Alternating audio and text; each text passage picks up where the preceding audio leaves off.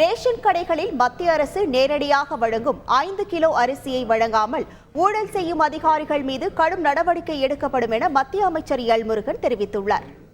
மோடி ஐயா மாசம் 5 கிலோ அரிசி போடுறாங்க. 1 கிலோ பருப்பு இலவசமா நமக்கு கொடுக்குறாங்க.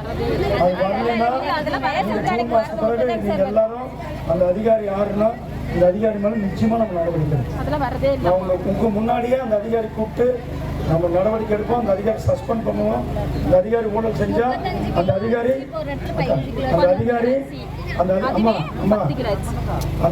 ஊழல் செஞ்சா அந்த அதிகாரி ஜெயிலுக்கு போறது நிச்சயம். அது யாரா இருந்தாலும் நம்ம பார்க்க மாட்டோம். எனவே மோடி ஐயா நேரடியாக கொடுக்கணும். 5 கிலோ அரிசி 1 கிலோ பருப்பு ஏழை மக்களுக்கு ஒவ்வொரு கார்டுக்கும் போகணும்.